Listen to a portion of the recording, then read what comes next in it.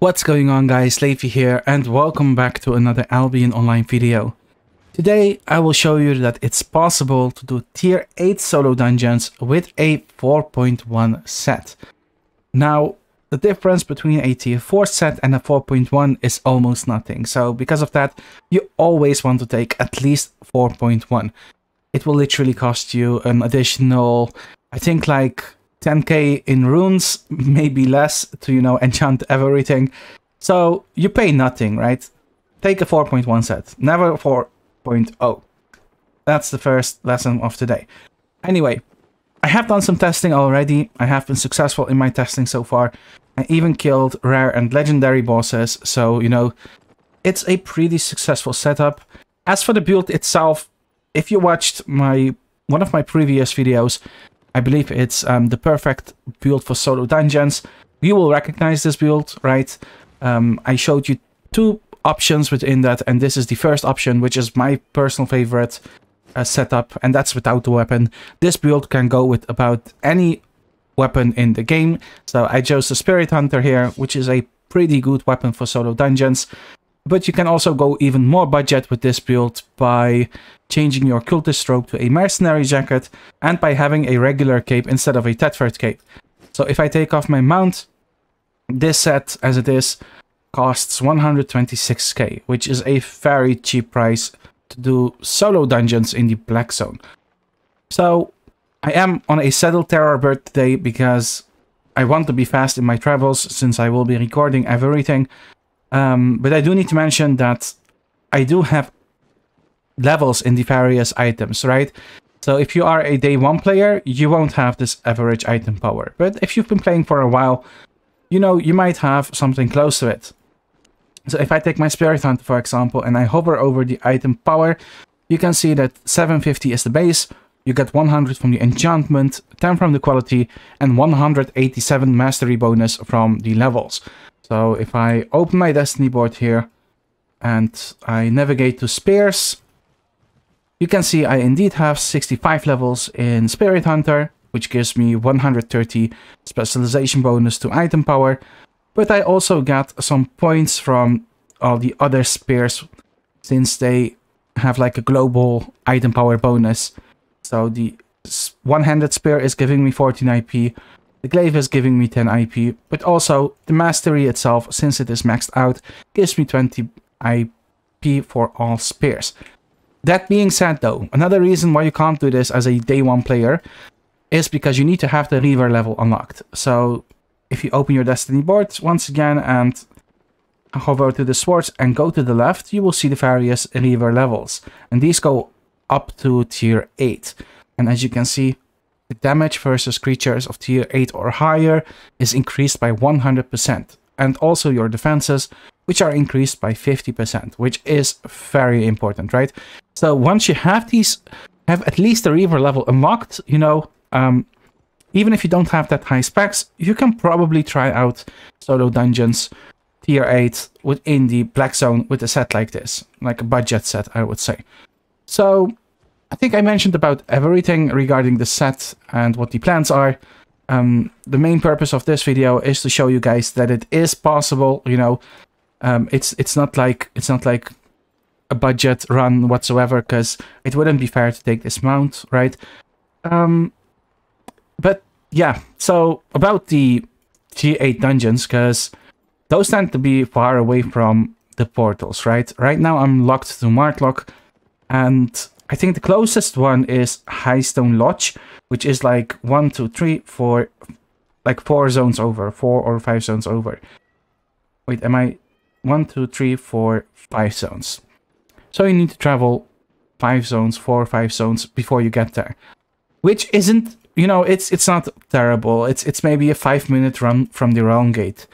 We are ganking a lot in Arthur's Rest lately, and what I did today is by my set in the Royal Continent, I used a road that led to Battlebray Lake. I think I started from Bridgewatch and I ended up in Battlebray Lake, and I got to Arthur's Rest within 5 minutes, so optimize the roads of Avalon if you want to go to high tier areas, in an easy way. That being said, if you have, you know, if you have a hideout in the Black Zone, your guild has a hideout or a territory, it's even better, right? But we don't. We're a Rhodes guild, not a Black Zone guild, so we don't have any homes. So having the possibility to set our home at Arthur's Rest, or any other rest for that matter, you know, is something to consider if you don't have a territory. So this rest, Arthur's Rest, is between Martlock and Bridgewatch. There are a couple more. There is Merlin's Rest, which is close to Bridgewatch and in between Fort Sterling as well. And there is Morgana's Rest, which is between Thetford and Fort Sterling. I think there are 3 in total.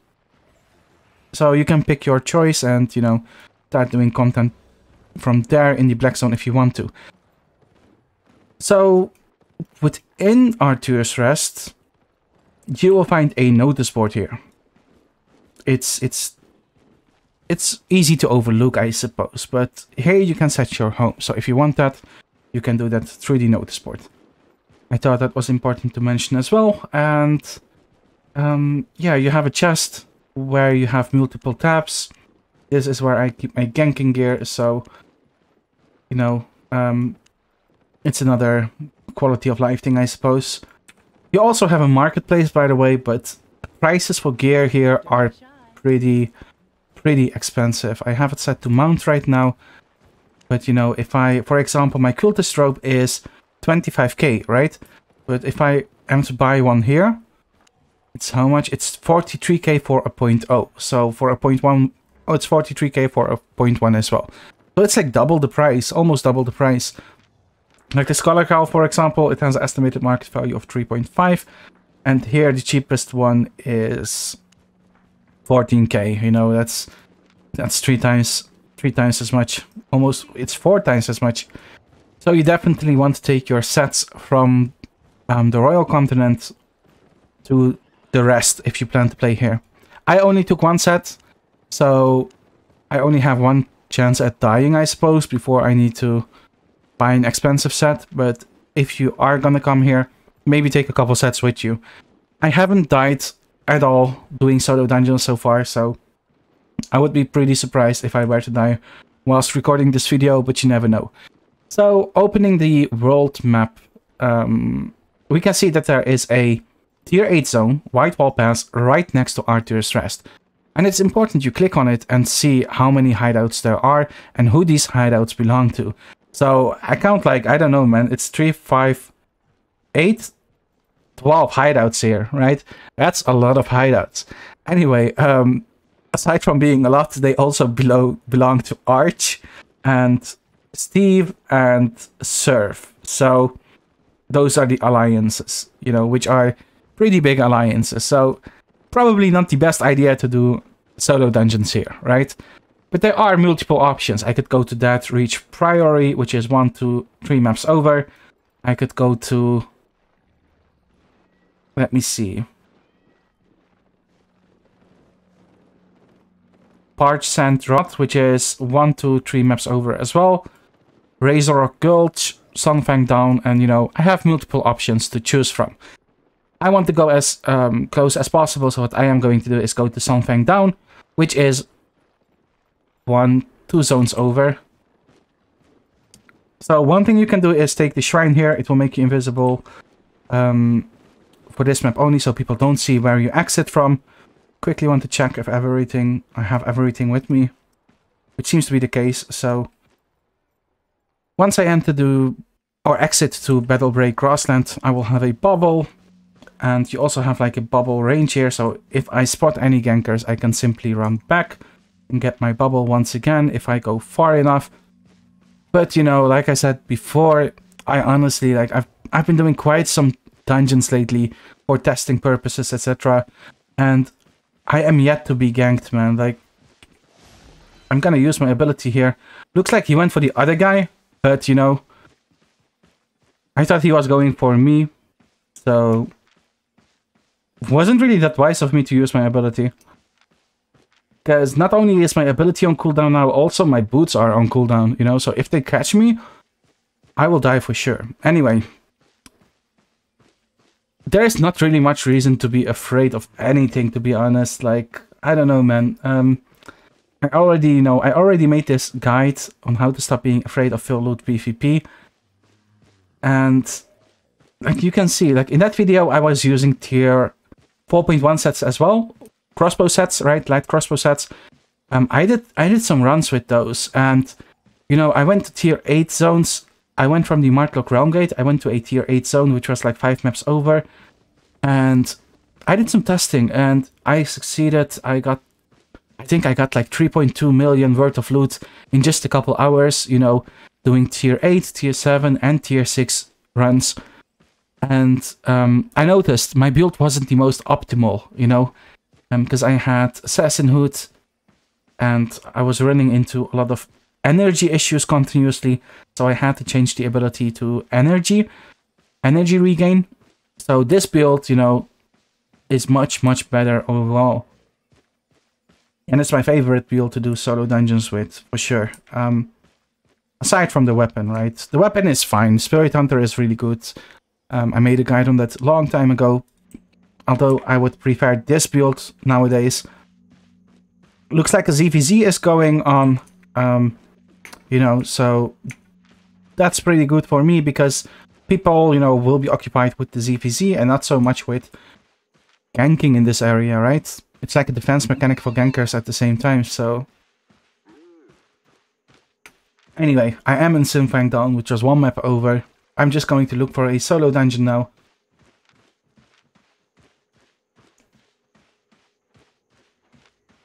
Personally, I always like to go close to the terrace, you know, because I feel like gankers won't go to close to terrace that much, but when we do gank ourselves, we go close to terrace, so my logic is a bit flawed there. Anyway, here is a dungeon. I'm just going to enter that one. Once again, I am in Sinfang Dawn, which is a tier 8 zone. I am in 4.1 gear, and my IP is 1070. As for the price of my set, without the mount, it is about 130k.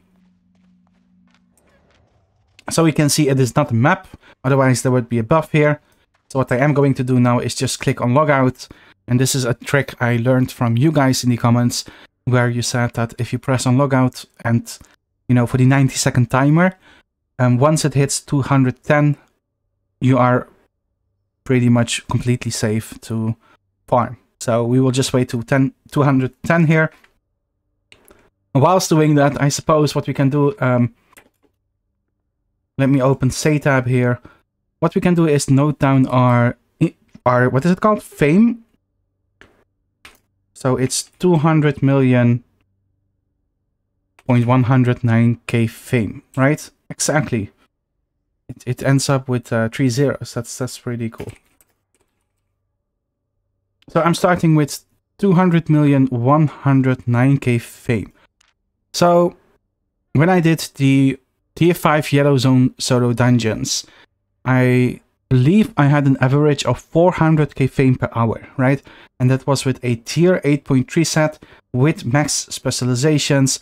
I even overpowered, what is it called? Overcharged the 8.3 set, you know, to give like a masterpiece type of IP to it. And I got like 400k fame, I believe, 500k over multiple tests. And I also said like, you can get a bit more, but it's not gonna be millions of fame, right? Assuming you calculate the fame the correct way, which is your stats, whatever you get from your stats, plus premium, which is a 33% addition to that, right? So we're going to do the same here, and I can tell you already, because I've done quite some testing already with 4.1 gear in the tier 8 black zone, that it's gonna be equal to or even better than the fame you get from tier 5 yellow zone solo dungeons with max specs and max gear and everything, you know. I'm even in a Morgana dungeon now, which apparently is the worst dungeon to clear, you know. Yeah, let's just get started, I guess. What time is it? 21. I guess I can just go off my foot, so I'll just boot up and we will check the timer based on that. So one thing I said in my video where I went over calculations regarding the yellow zone, I told you guys the most important thing is, or well, not the most important thing, but the most time-consuming thing when doing dungeons is it's the walking, right? It's not so much killing the monsters whatsoever. It's the walking. So as you can see, I'm in a 4.1 set, man. Like, I don't know what else to say at this point, you know? And you can see that I'm clearing the monsters so easily. Like, sure, there will be mobs that are a bit more difficult to clear as well, especially bosses. But it's not like it takes me an hour to clear one monster, right? It's important you don't pull too many monsters. That's like a general rule, I would say. But other than that, you know, just don't pull too many and you will be fine.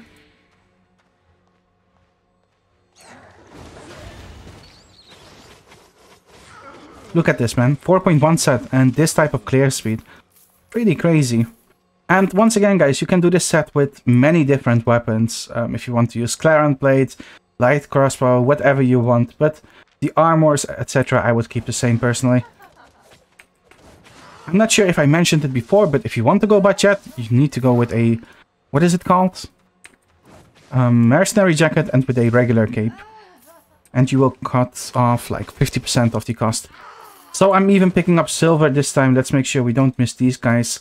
I'm even picking up silver because I am in a tier 8 dungeon, right? And tier 8 dungeons, they give like quite some silver. It's like 400 silver per monster you kill. Like the regular monsters. Smaller ones give closer to 100. Okay, this pull might be a bit difficult.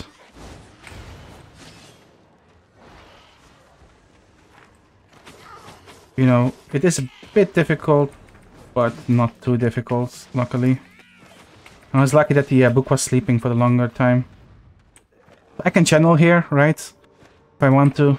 Don't really need it, but the demon is gonna spawn from here, which will deal a fair bit of damage.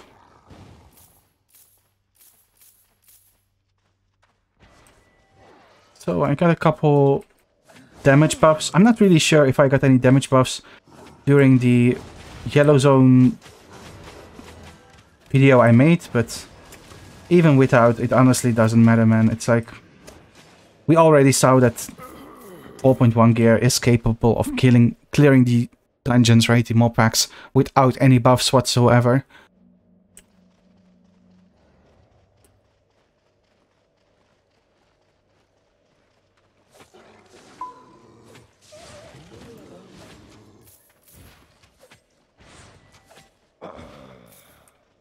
So during my testing so far, I did walk into some of the bosses that were a bit more tough, but all it asks from you is to be a bit more smart about your way of approaching them. So, which is why Assassin Shoes, for example, is something I'm really happy with, because you can select dodge, right, which gives you 1 immunity every 25 seconds, which is pretty big when it comes to epic and legendary bosses that are a bit more tough to deal with.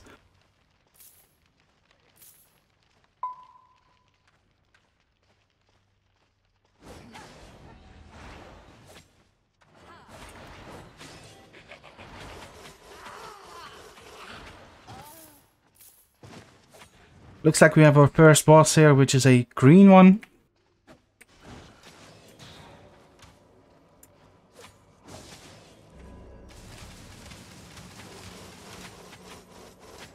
As you can see, without the buff whatsoever, it's just really easy to kill.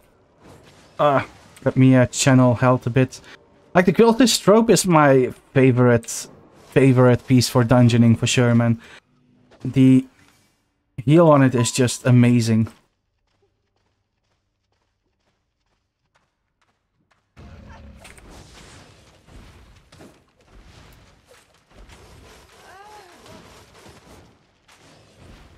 I should use my E more often, honestly. Like,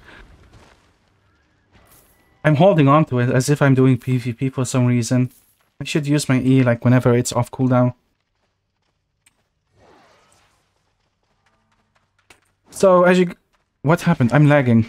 Okay, so I just lagged a bit. What I was gonna say was... okay, looks like the server is lagging.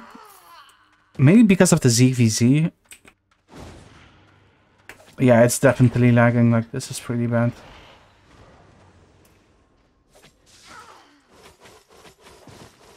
So yeah, my clear is not great, right? It's not like, and with that I mean like, I'm not min-maxing my clearing speed, right? I'm not like I already said it once, but I'm not a solo dungeon expert whatsoever, right? So my clearing speed, it's not like, it's not crazy good whatsoever. I would say it's average, you know. This is the type of clearing speed anyone can do.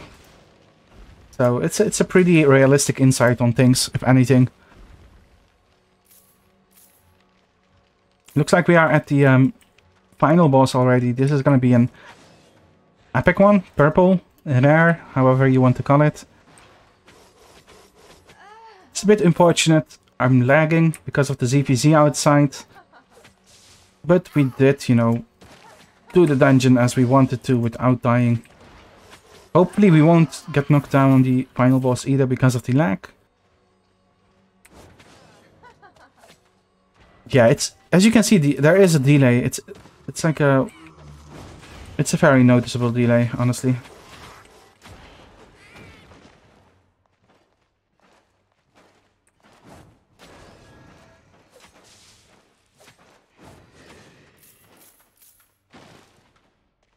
Alright, so for this boss, I am going to swap my boots to dodge.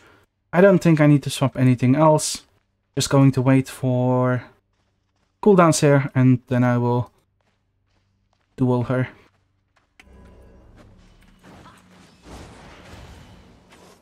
So when she's casting an ability, for example, it's a good time to use your W, right? Also, prioritize staying alive, always, yeah? Don't be greedy for DPS. This is something for both PvE and PvP. Just prioritize staying alive. You're not going for a world record whatsoever. It would be a waste to repair your items, right? So yeah, guys, this is like, I mean, this is pretty... This is a tier 3 boss, right? It's an epic boss, so it is supposed to be difficult, and as you guys saw, I cleared it with ease, and it took me exactly 8 minutes to clear this dungeon altogether. The rewards are a bit underwhelming this time. I got about 75k and 5k in a bag, about 60k in loot, you know. Oh wait, I also got 4 silver bags, so that's 100k in loot, which isn't that bad, honestly. So it took me 8 minutes to clear this dungeon. Once again, you can do it. You can probably do it much quicker, you know, because I'm not a solo dungeon expert at all. I mean, if you go with a decent set, which would, in my case, it would be something like a tier 8 set, tier 7 set, whatever. Once again, you would be able to clear much faster, you know. If you go with the 8.3 set, obviously you would clear like crazy. Let's look at the fame gained. I think 100k isn't that bad, but the final chest, it was a bit underwhelming, you know. It is a tier 8 dungeon, which is a rare, like 40-50k from that. It is underwhelming. But then again, the fact that solo dungeons are safe to do nowadays kind of, you know, kind of justifies the loot as well. In my findings so far though, I got about, I think, 1.2 million per hour on average silver. So 1.2 million silver on average per hour. But it's fully based on RNG, right? If you get like a couple good drops, it changes the average quite noticeably. So we started off with 200,109k fame, and we did a Morgana dungeon. So let's see how much we ended up with. We ended up with 176. So 176, 177, you could say. So that's a gain of 6k, 7k, 67k. I think it's 67k, right? So I got 67k fame here, right? And wait, I want to be sure of that. Yeah, it's 67k fame. I need to multiply it by 1.33 because... Okay, let me show you why that is. So when you kill the monsters, like if you look at fame here, you get 2.4k fame, right? 1.1 is because of the black zone. There is base fame in this as well. And you have the premium. The premium is not calculated in the fame here. So 801 from 2404 is 33%, right? So what you want to do to calculate how much fame you really gained is add 33%, which is the fame you missed out on the fame you got in your stats. So we got, let me see quickly, we got 67k fame, so 67 times 1.33, which is 7421, 2223, it's about 23k fame.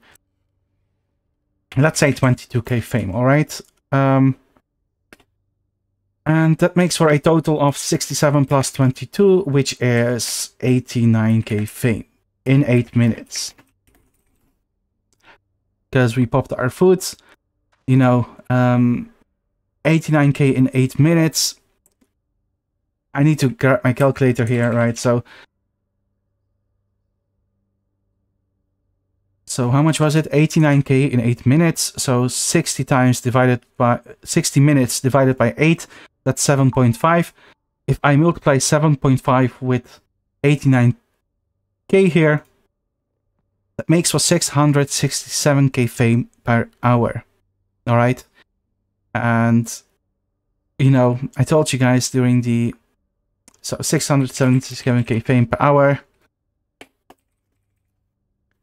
And I told you guys in the other video, the tier 5 solo dungeon video, where I did the dungeons with 8.3 sets, max gear, max everything, you know, max specs and everything, man.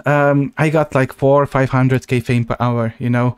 I already said, like, you know, if you are like a solo dungeon expert, you might get a bit more, you know, but I didn't go from being a solo dungeon noob to a solo dungeon expert over the last week or last 2 weeks.